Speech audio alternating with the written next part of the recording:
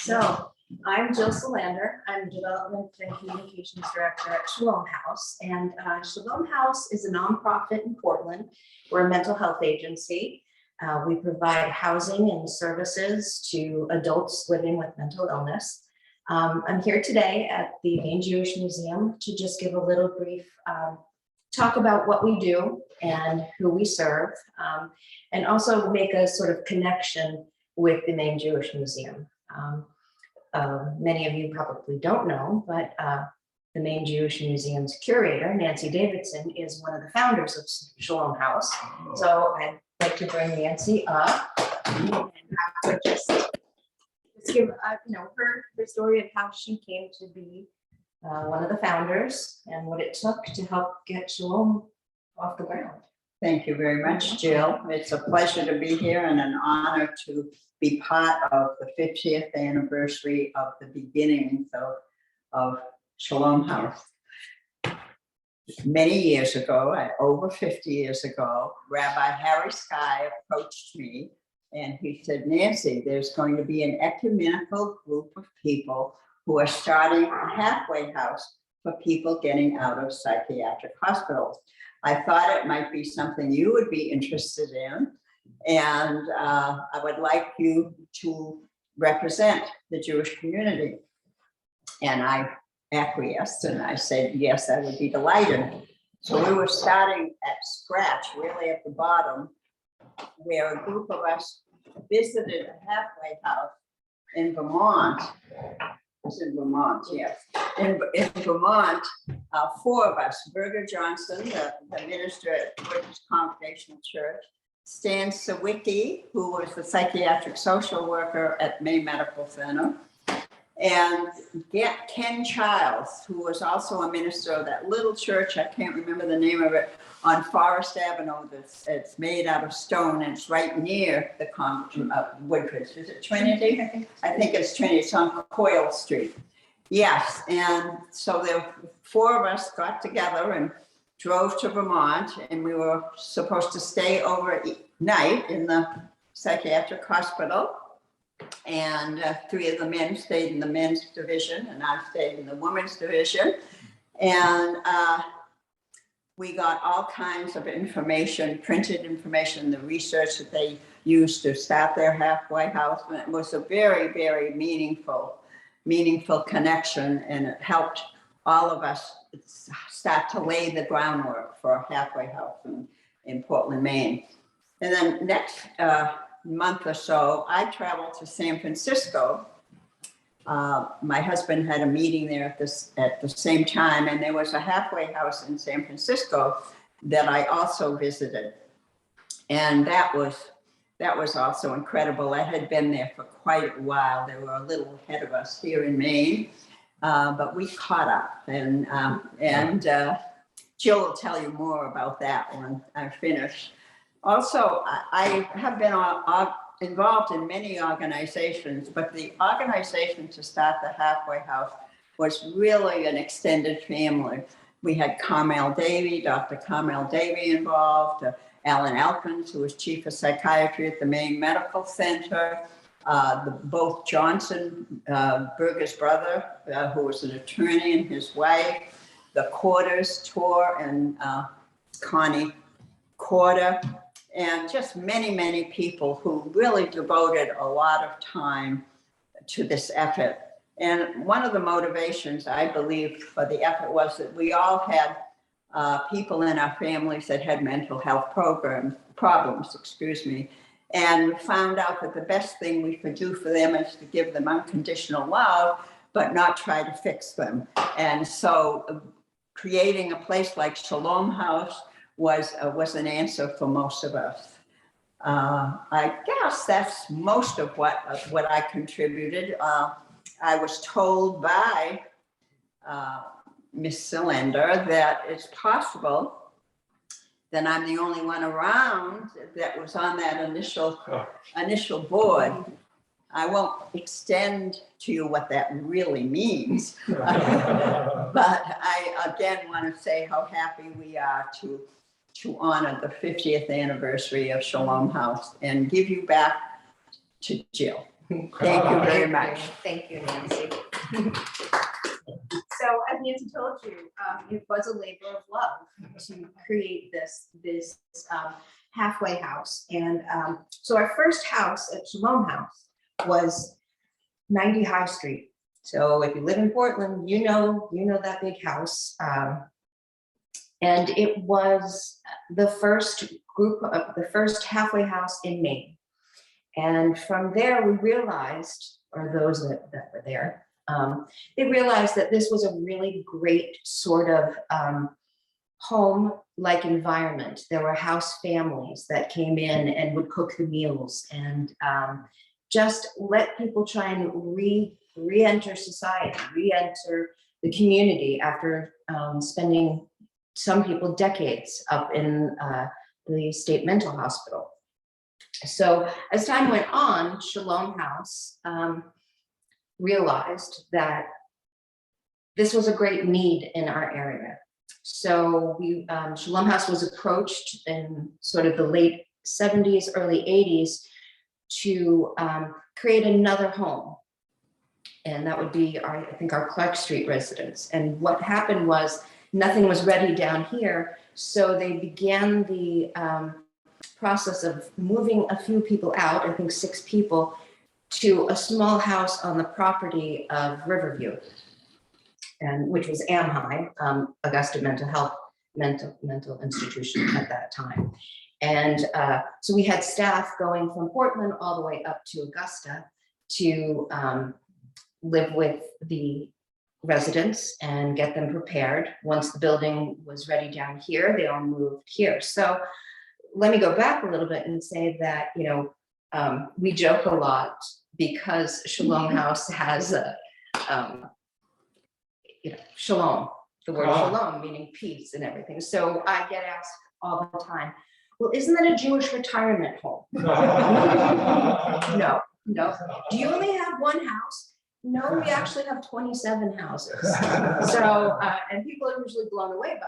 And so what I'm gonna do now is just explain to you what we do, the types of services that we provide. We have, our model is basically a housing first model. So we want people to be housed first, have a safe place to live before they can really start working on themselves, working on their road to recovery. So what we have are different levels of housing. We have intensive group homes where we have people that live there, for an extended period of time or for, the rest of their lives. And we have staff there 24 hours a day.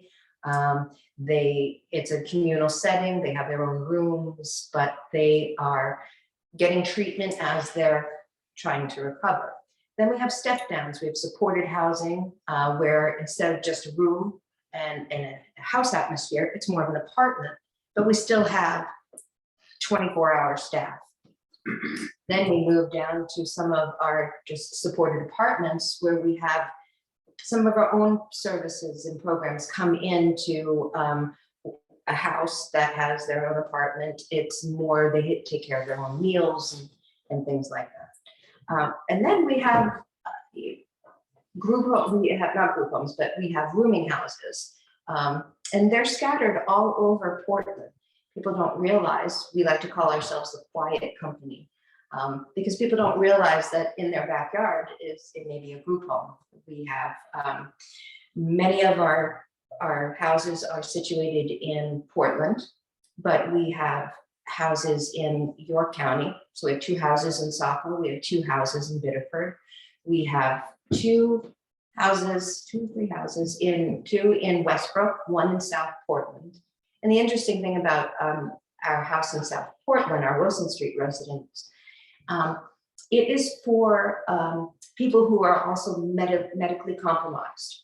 So it's a ranch, it's all wheelchair accessible. So people that are dealing with their own mental health issues, but also with physical issues, medical issues, are there. The staff is trained a little bit differently than our other programs because they are going to, help people with mobility issues, with severe, diabetes, all that kind of stuff. Because the toll that the medication that many people who are suffering with mental illness takes a big toll on their health. So we see people deteriorate a little more rapidly as they get older because of the medications. So we knew we had to do something to create a model where we could help people transition from either living in their own apartment or in a group home to a more medical type of residence. And a lot of times, most of those individuals will move on to nursing homes and hospice, if that does happen. The services, apart from the housing piece, which is a very big piece of ours, we provide what we call community CRS, so it's community rehabilitation services. So this is it's sort of like caseworkers that will go in to people's apartments, even some of the rooming houses and group homes, and we'll work with people on their budgeting and making sure they get to their appointments and make sure that they are trying to get through all the red tape that comes with Maine Care and DHS and housing and all of that. Another big piece of Shalom is we run the central administrating agency for what we term BRAP and Shelter Plus Care. These are two types of subsidies that come from both federal and state money to help people who have a mental illness that may be homeless. There are many different criteria for them to fall into the different categories. But what it does, it provides them the opportunity to have their own apartment. We provide a rental subsidy for them. We encourage case management. We encourage them to get services wherever they can. They don't have to go through Shalom, but we offer that to them. That program we run on a statewide level, but we also run it on a local level. So we not only take care of all of the other agencies that are around the state that provide Shelter Plus Care and RAP, we also take care of people. We have housing inspectors and caseworkers that go out and work with individuals that are receiving this. What else? I don't want to talk about the art program yet because that's my favorite part of Shalom. So I just let you know, we all of our funding comes from Maine Care, Maine Housing, and HUD. So if you're in one of our homes, Maine Care is billed, and that's how we pay for everything. Shalom has a pretty big budget. We're about a $25 million company. And that's surprising to people, but a lot of it has to do with the fact that we work with the state to pass money through us to all the other agencies that provide the housing subsidies. So what else? And we just have a wonderful way of supporting anyone living with a mental illness, whether it be if they need a little bit of help or they need a lot of help. And I always like to tell people that I've been with Shalom for 26 years. I know it's very surprising. I was 12 when I started. But I have seen people go from an intensive group home and work out into a place in their recovery where they can actually manage on their own and they're in their own apartment. I've seen people go from a group home to the supported housing to our independent apartments. I've seen people go back to school. I've seen people really take what we give them and really work the system and be able to do it on their own. But then I've seen it go the other way too. I've seen people come in at 18, 19 years old and being there for so long, they're older now, and I see the ravages of their mental illness and what it's done to them and how Shalom is there to support them. So if they come to us and they're in their own apartment, well, maybe they're now at one of our rooming houses, or later in life, they wind up, in our group homes because their mental illness has gotten too much for them to really handle on their own. So it's an incredible place. And I say that, yes, I'm biased because I've been there for so long and I've seen so many wonderful people, but mental illness, there's always a stigma attached to it. And so Shalom House has always tried to be the quiet company, try to provide what people need without making a big deal about it. That's why you don't realize, like I said before, that you may have one of our group homes in your backyard. And then the really wonderful thing that comes out of it is that you meet so many people with so many different stories, and you learn that everyone has a challenge. Everyone has a different level of their challenge. So on that note, what we did over 26 years ago was we created an art program. And it started in the main office. We were at 400 Congress Street at the time. And so once a week, we had an artist in residence come in, and it was just in one of our conference rooms. And she'd break everything out, put it all out there, and people would come. And it didn't matter if you were an incredible artist or if you liked to color in a coloring book. It was a place for people to come where other people who share what they're going through, you can relate to them. And art became, the program just became this voice for Shalom, a way to break the ice and talk about mental illness, because we're always trying to fight that stigma. So today, the art program is thriving. We have offices on across from Havelock Field down on Gilman Street. We have a full-blown studio, and we have at least 15 to 20 people there every day. We're only closed on Mondays, so people can come and they can make art, they can sit and chat, they can meet with their caseworkers there. It's a safe space. It's a place where people can grow and understand and also use art as therapy. It's not a traditional in the sense, art therapy, let's draw this and how does that make you feel? We find that a lot of our artists just want to get absorbed in the process of making art. They want to just get what's up here out onto the paper. And we have some incredible, incredible artists. And we were lucky enough that this is our second show at the Maine Jewish Museum. So we have two artists who are in our third floor gallery. And it was just, a wonderful example of starting that conversation about mental illness. Because if you look at their art and you don't see the artist, you don't know that maybe someone is living with schizophrenia. You don't know if they're bipolar. You don't know what they're going through. And to have a chance for them our artists to come and show their work is fantastic. We have a lot of places around town that we show.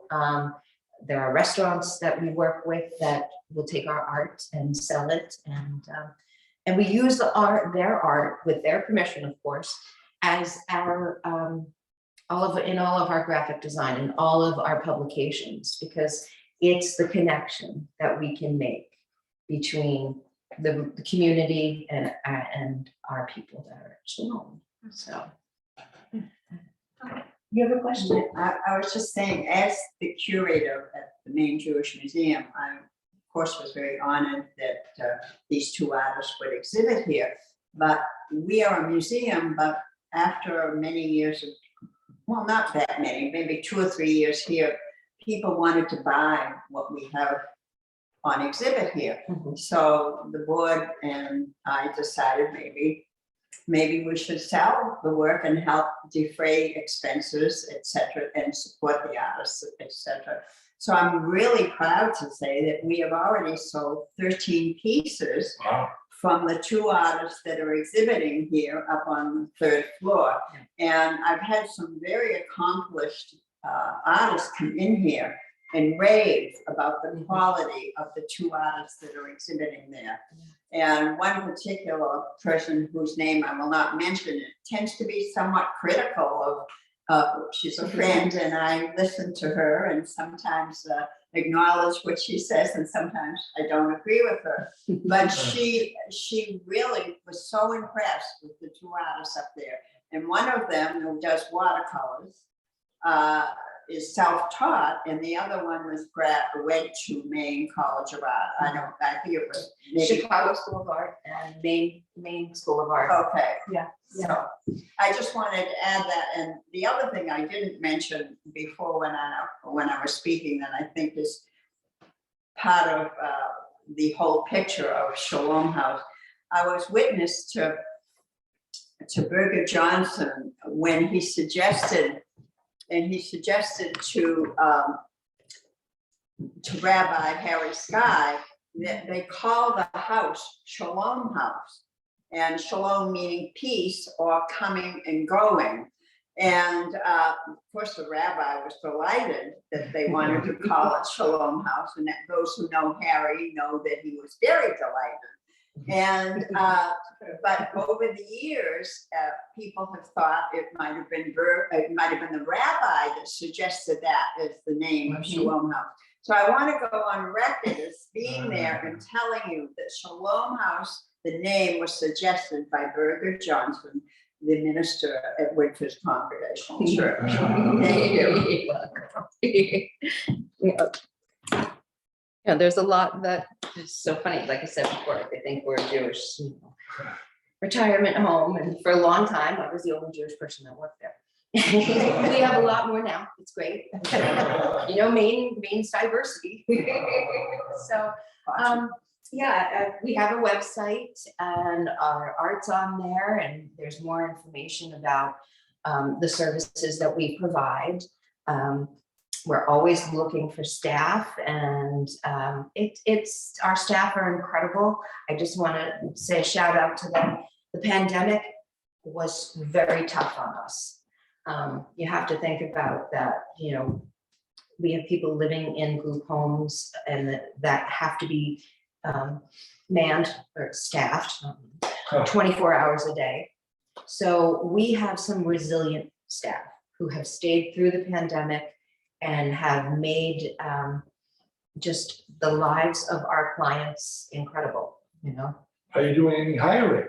We are doing hiring. No kidding. So yes, we're No always kidding. looking. And it's a tough market out there right now. So, you know, we really, but I have to say that it wasn't until about this earlier January or so that we had an outbreak in one of the houses. And we were down to one staff person. And staff from all the other houses rallied and made sure that there was coverage for everybody, you know. And so it is, and it's a certain type of individual to who works with people with mental illness. They're caring and compassionate and understanding, and just get it and know that this doesn't get cured. It doesn't happen overnight. There are going to be setbacks, and you know that's okay, because that's why we're here. And so we keep growing. We're just opening up our newest group home on Mellon Street.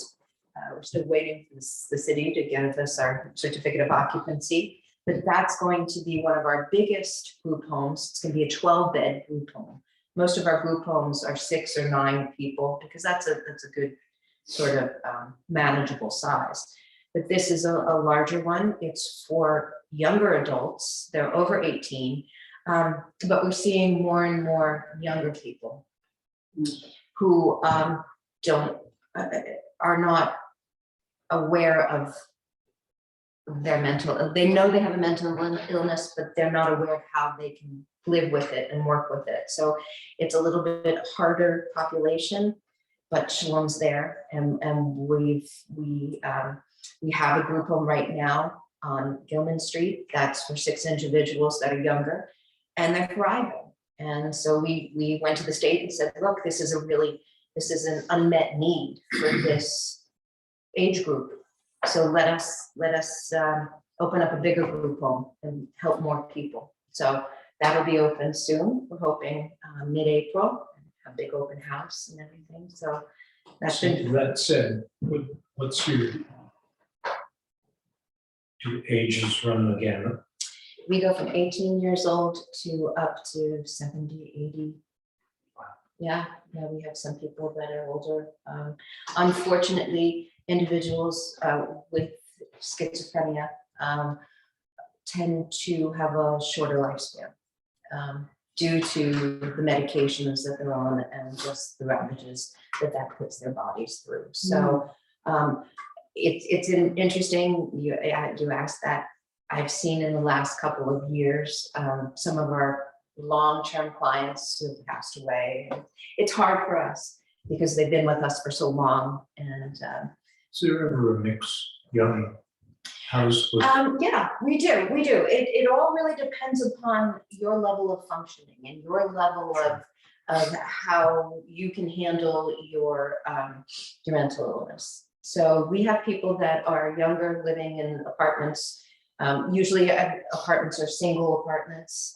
It's kind of hard, just like in everyday life, it's hard to find a good roommate, so we try and keep individual apartments. And so we mix, the houses are mixed, wherever they I'm fit. guessing that the young ones might find purpose in life taking care of living with older people. Yes, plus it gives them the idea that this person is in their 60s and they've been living with this illness and they're doing all right. It's not a death sentence. It's not the end of everything. That they can work, they can have volunteer, they can have friendships, they can have lasting, community ties. So, and that's a big piece of Shalom, is to make sure that all of our clients and residents know that they're part of the community. They're not hidden away as it used to be. It's not shameful. We fight stigma all the time. Especially if we're going to open a house somewhere, you have to let the public know that you're doing that. And there are people that don't want it. Not in my neighborhood. But then we talk to them and we show them what we do, and they realize, well, okay. It's interesting. That you have Shalom behind you and that we're here to help. I live on the west end. We're near the Reiki school. Yeah. And lots of hoity-toity, wealthy, has to be. And I had no idea that it is what it is. Yeah, we're right next door. Yeah. So never any trouble. No, because we've got great staff and living in an environment of a group home or supported apartment gives our residents the opportunity to get the help they need right away. And that's what's so important. So it's like I said, it's a wonderful place to work. It's a wonderful place to watch people grow and just try and live their best life. As you know, I worked there for 17 years, and everything you said is exactly on. Why don't you tell them who you are? I am Jim Parent. I just live across the street here. And I started working for Shalom House in 03, I think. Yes. Okay. Oh, is that a camera? Yeah. Oh, my camera. My hair okay? It's perfect. Honey, you look beautiful. Jim. Oh, okay, cool. Yeah, and of course, I have a mental illness of my own. And I moved to Portland from Rumford, of all places. And actually Hanover, outside of Rumford. I moved here. Someone got me in touch with Shalom House. I think it was Philip Bender. Yeah, Philip Yep. Bender. one of our And, caseworkers. and his wife is a therapist also. So I got the job. And I did peer support, Mhm.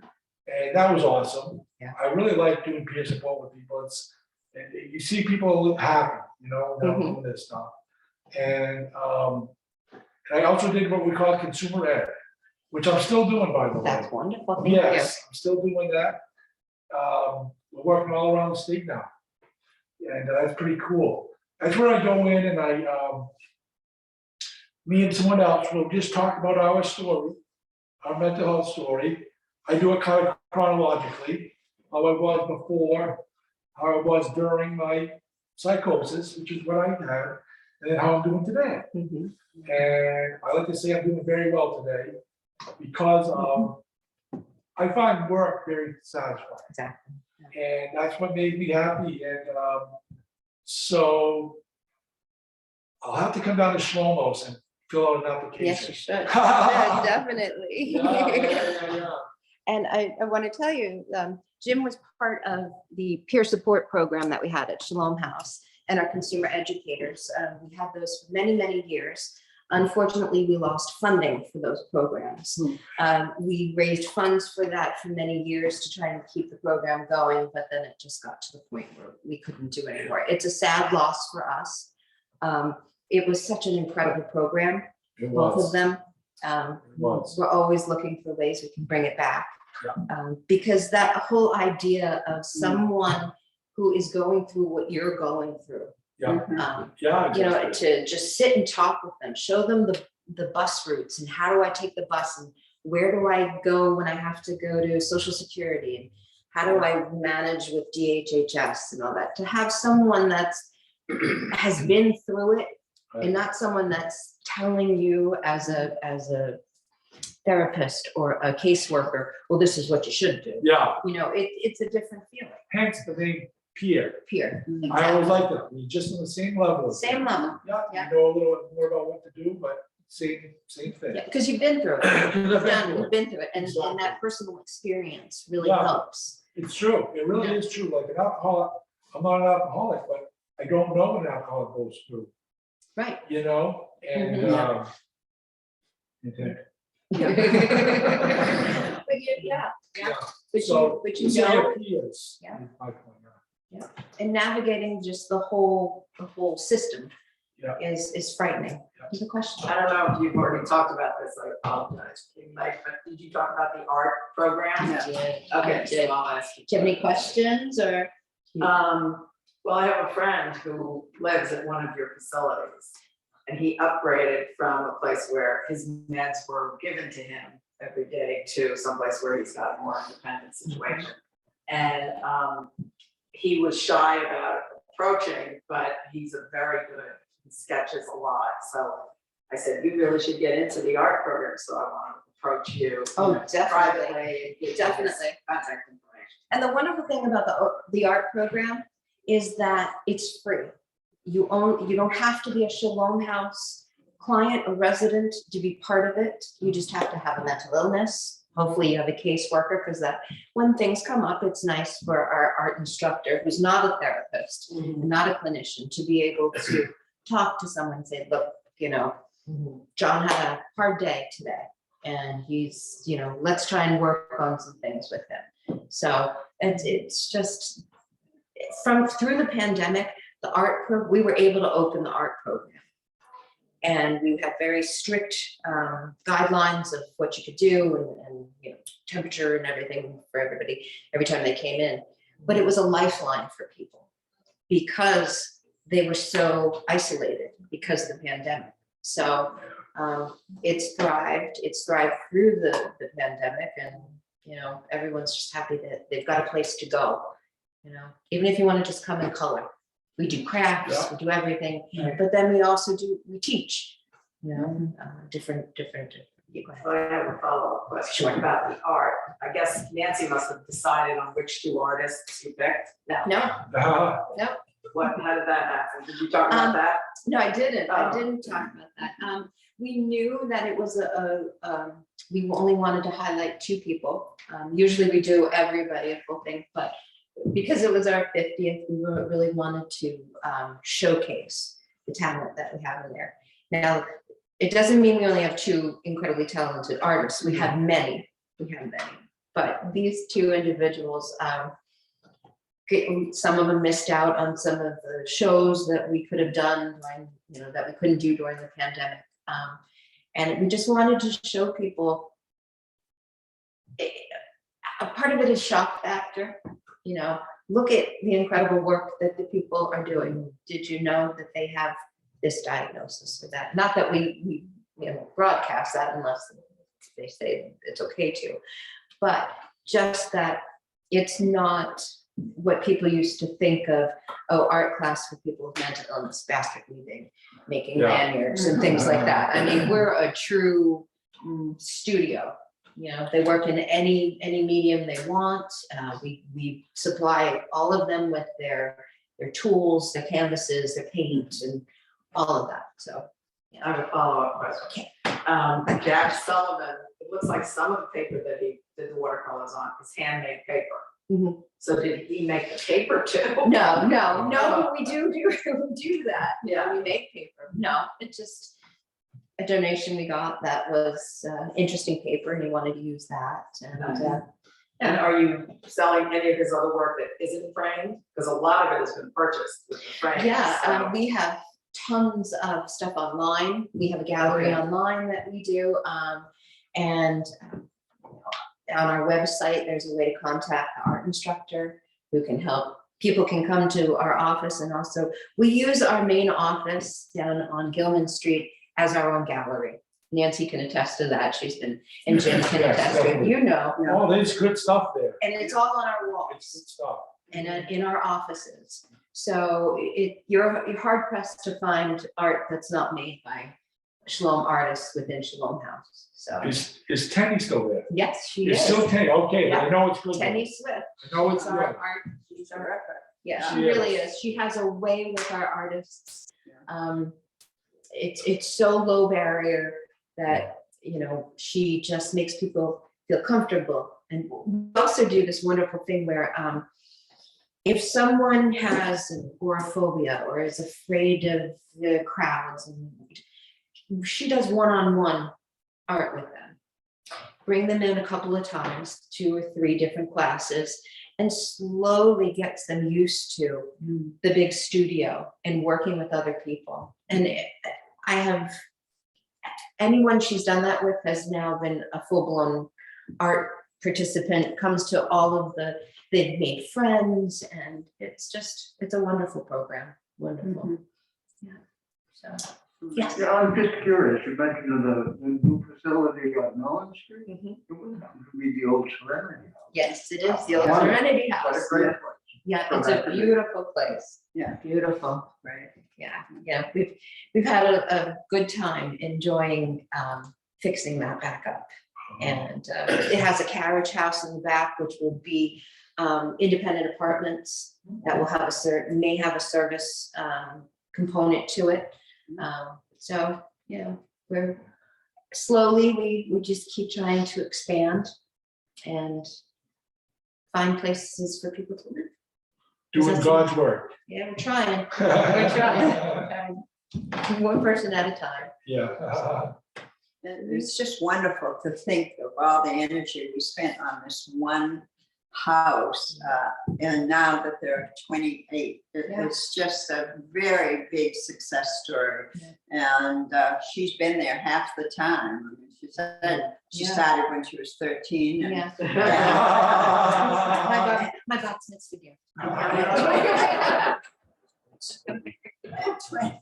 26 later, is it 26? Yeah, 26. 26 years later, she is there, and I'd like to add that she volunteers for the Jewish Museum Cool. and designs our invitations as a volunteer, as part of what our connection, the connection originally has added Jill to our roster here at the Jewish Museum, and we appreciate it very much. I don't know how she has the time to do it. I don't either. I don't. But I do it because I love it. It's a labor of love. It It's is. just like we who were originally started the Shalom House, but it was definitely a labor of love. And I remember I was married at the time, and the gentleman I was married to played the piano very well. Mhm. And we used to go to the original Shalom House and evenings, I don't know how many at this point, but then he would play the piano for everyone. And then there was another side happening as well. I had an art gallery in Portland. Most people know me in relationship to art, not Shalom House, and I'm grateful to have the opportunity to say that I was very involved with Shalom House as well. But there was a first-time resident at Shalom House that was a really leading art collector in Maine, and he always came to my gallery, and he always brought art, and that was another connection. And then you mentioned that a lot of older people have a hard time with their disease, and I'm happy to say a member of our family is 78 years old, and he is on half his medication now, and he sits by the TV, the screen, the computer screen, and makes money on Wall Street. So, thanks for letting me share it. I wonder if other things keep cropping up as you go on. So I think that's about it about Shalom. I don't know if anybody has any other questions. I didn't see any in the chat, so I think we're good. So you can find out more about Shalom House at shalomhouseinc.org. And Handouts in the back. there are handouts in the back and our annual report, and you'll see everything that I do. A lot of the graphic design, obviously, at Shalom. So, and I use the artwork all the time. So anything that comes from us is always something that was generated in our art program. So I just want to thank you for the opportunity of letting me come up here and talk to you about Shalom. And